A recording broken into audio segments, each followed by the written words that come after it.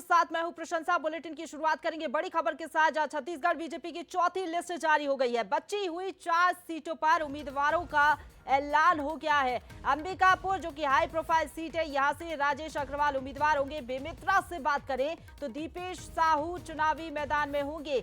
बेलतरा से भी उम्मीदवार का ऐलान हो गया, सुशांत शुक्ला उम्मीदवार है। तो वही कसडोल से धनीराम धीवर प्रत्याशी बनाए गए हैं। तो देखिए काफी ज्यादा महत्वपूर्ण हो जाती है ये सीटें, क्योंकि लंबे समय से इंतजार किया जा रहा था कि आखिरकार कौन से वो उम्मीदवार होंगे जो चुनावी समर में उतारे जाएंगे बीजेपी की तरफ से। और अब तस्वीर 90 विधानसभा सीटों पर साफ हो गई है। दोनों ही दलों की तरफ से बीजेपी की चौथी लिस्ट जारी हो गई है। 4 सीटों पर जो पेच फंसा हुआ था वो सुलझ गया है और अब नाम भी सामने आ गए हैं। अंबिकापुर से बात करें तो राजेश अग्रवाल उम्मीदवार होंगे। फिर से आपको बता दें, बेमेतरा से दीपेश साहू उम्मीदवार होंगे। बेलतरा से सुशांत शुक्ला उम्मीदवार बनाए गए हैं। अंबिकापुर से देखिए ग्राफिक्स के जरिए बता रहे हैं, यहाँ से टीएस सिंहदेव कांग्रेस की तरफ से उम्मीदवार है। तो वहीं राजेश अग्रवाल बीजेपी की तरफ से उम्मीदवार होंगे। बेमेतरा से बात करें तो दीपेश साहू उम्मीदवार है बीजेपी की तरफ से। इसके साथ ही कांग्रेस की तरफ से अगर बात करें तो यहाँ से आशीष छाबड़ा उम्मीदवार है। बेलतरा की बात करें तो सुशांत शुक्ला का नाम सामने आया बीजेपी की तरफ से। कांग्रेस की तरफ से विजय केशवानी उम्मीदवार होंगे।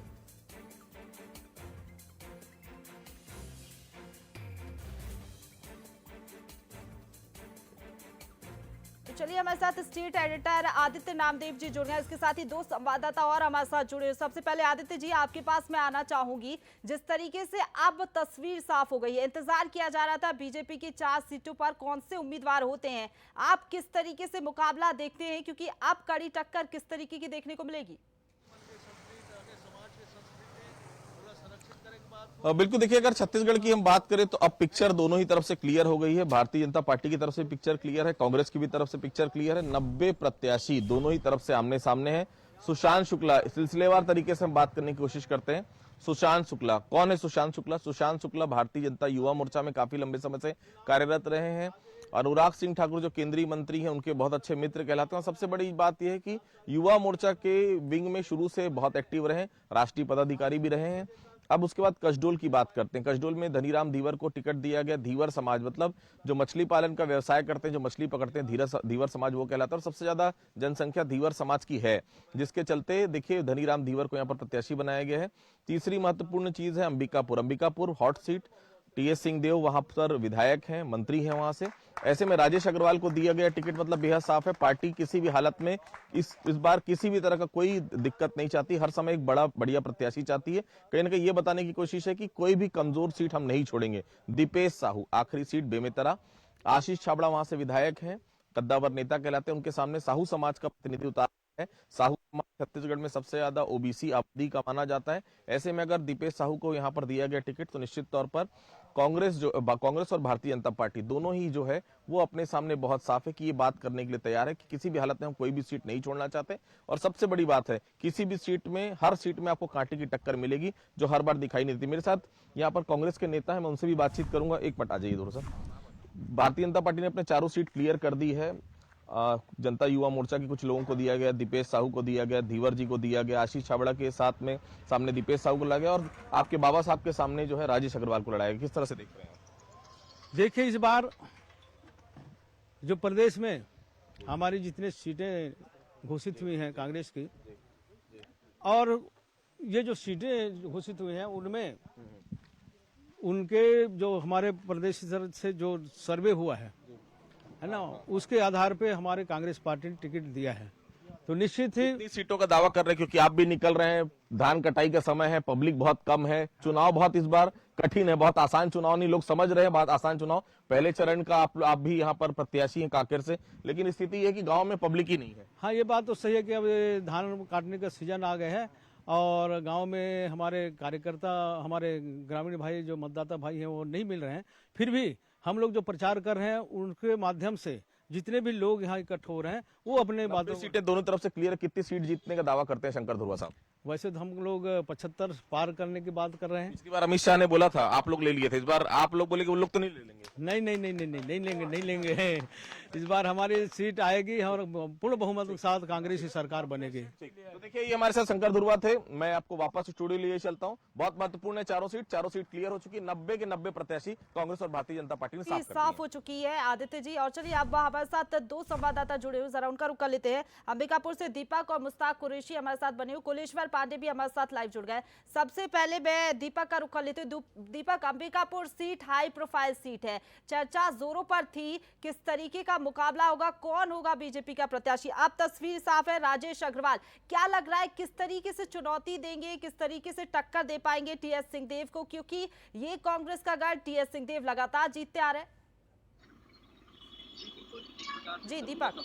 विधानसभा सीटों की भाजपा ने प्रत्याशी घोषित कर दी, लेकिन अंबिकापुर जो हाई प्रोफाइल सीट माना जाता है, यहाँ पर प्रत्याशी की घोषणा नहीं की गई थी, जिसे लेकर के भाजपा पार्टी के जो प्रत्याशी थे उनके साथ साथ उनमें कयास लगाई जा रही थी कि प्रत्याशी होगा कौन। इसके साथ विपक्ष को भी एक मौका मिल गया था कि अंबिकापुर से जो विधायक है, जिन्हें जो कांग्रेस के प्रत्याशी हैं टीएस सिंहदेव, उनके सामने बीजेपी को कोई खड़ा करने के लिए नहीं मिल पा रहा है प्रत्याशी। ऐसे में काफी अटकलें लगाई जा रही थी, कयास लगाए जा रहे थे।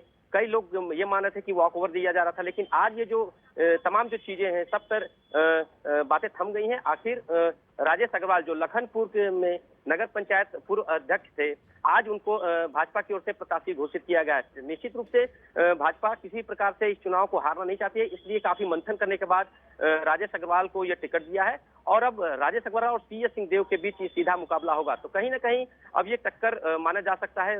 राजेश अग्रवाल भी अपने क्षेत्र में और पकड़, अपने ग्रामीण क्षेत्र में जिस प्रकार से जहां रहते हैं वहां पर काफी पकड़ है, अपने विधानसभा क्षेत्र में पकड़ है, और टीएस सिंहदेव कहीं ना कहीं उनसे ऊपर ही है। तो दोनों में टक्कर की बात होगी, अब देखने वाली बात होगी। जिस तरीके से आप बता रहे हैं स्थानीय स्तर पर पकड़ है, हालांकि ये तो चुनाव के नतीजे ही बताएंगे कि किसको जनता आशीर्वाद देती है। बिलासपुर से हमारे साथ मुश्ताक बने हुए, उनका जरा मैं रुक कर लेती हूँ। मुश्ताक, दो सीटों की बात कर ले, बेमेतरा बेलतरा, यहाँ पर क्या लग रहा है किस तरीके का मुकाबला देखने को मिलेगा, क्योंकि जो दो उम्मीदवार बीजेपी की तरफ से घोषित हुए, क्या टक्कर दे पाएंगे कांग्रेस कैंडिडेट्स को?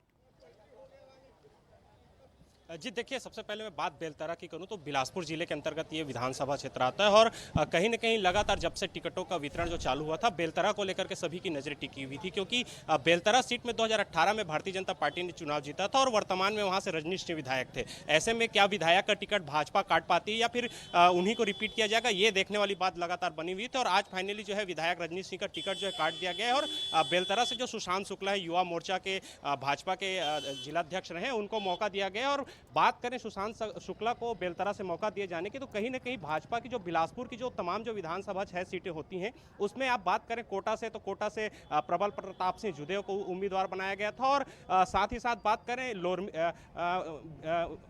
बेलतरा की, तो वहां पर जो विधायक थे रजनीश सिंह, उनका नाम भी सिंह था। ऐसे में कहीं ना कहीं जो जातिगत समीकरण बन के आ रहे थे कि कहीं ना कहीं किसी ब्राह्मण समाज के प्रत्याशी को बेलतरा से मैदान में उतारा जाए, ये जो तमाम जातिगत समीकरण थे, इसको देखते हुए भाजपा ने कठिन निर्णय लिया और वर्तमान विधायक जो रजनीश सिंह है, उसका टिकट फिलहाल बेलतरा से काट दिया गया है। ऐसे में अब देखने वाली बात होगी कि जो बेलतरा से सुशांत शुक्ला को जिस प्रकार से टिकट दिया गया है, क्या उसका प्रभाव बेलतरा के साथ साथ बिलासपुर जिले की जो और भी सीटें हैं उस पे जो जातिगत समीकरण है उसको लेकर कितना प्रभाव पड़ता है, ये देखने वाली बात होगी। समीकरण को ध्यान में रखते हुए पार्टी ने ये फैसला लिया है। अब मैं कुलेश्वर का जरा रुक कर लेती हूँ। कुलेश्वर, जो 4 प्रत्याशी उतारे गए हैं मैदान में, क्या लग रहा है किस तरीके से टक्कर दे पाएंगे, क्योंकि लगातार बीजेपी कह रही थी जिताऊ कैंडिडेट होंगे, क्या ये जिताऊ कैंडिडेट होंगे? क्योंकि कांग्रेस ने भी अपने जिताऊ विनिंग कैंडिडेट को उतारा है, तो मुकाबला किस तरीके से देखने को मिलेगा? और क्या कोई जातीय समीकरण को ध्यान में रखते हुए भी इन उम्मीदवारों को उतारा है पार्टी ने?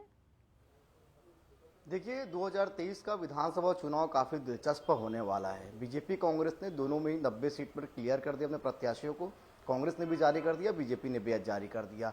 बीजेपी और कांग्रेस दोनों ने इस समय सिटिंग एमएलए का टिकट काटने में कोई भी गुरेज नहीं किया है। हमने देखा था कांग्रेस ने भी 22 से अधिक विधायकों का टिकट काटा, तो वहीं बीजेपी के पास कमी विधायक थे, बावजूद उसके 2 विधायकों का कांग्रेस बीजेपी ने टिकट काट दिया। एक डमरूधर पुजारी, दूसरा रजनीश सिंह जो बेलतरा से विधायक थी। सुशांत शुक्ला को वहां से मौका दिया गया। युवा चेहरा है, निश्चित तौर पे प्रवक्ता भी है और काफी अच्छी पकड़ भी मानी जाती है, लेकिन कहीं ना कहीं वहां का जो समीकरण बन रहा था उसके कारण जो है रजनीश सिंह का टिकट को काटना पड़ा और सुशांत शुक्ला को मौका दिया गया। अगर हम कसडोल की बात करें, धनीराम, तो बीजेपी भी जो है इस समय काफी गहन चिंतन करी है, मंथन करी है। देखिए, 15 साल सत्ता में रही है, ऐसे में फिर से सत्ता में भारतीय जनता पार्टी आना चाहती है। उसके लिए जितने सर्वे हो चुके तमाम सर्वे किए, अमित शाह ने कमान संभाला और कुल मिलाकर जो बीजेपी की जो लिस्ट आई है उसमें कहीं ना कहीं ये चीज देख भी रहा है। अंबिकापुर की बात करें, नए चेहरों को मौका, कसडोल की बात करें, नए चेहरे की मौका, बेलतरा में नए चेहरों को मौका दिया गया है। तो अंबिकापुर से तो वही बात कर ले, विधायक का टिकट काटने से भी गुरेज नहीं किया है पार्टी ने। फिलहाल आप तीनों का बहुत शुक्रिया हमारे साथ जुड़ने के लिए और तमाम जानकारी अपडेट अब तक पहुंचाने के लिए। और चलिए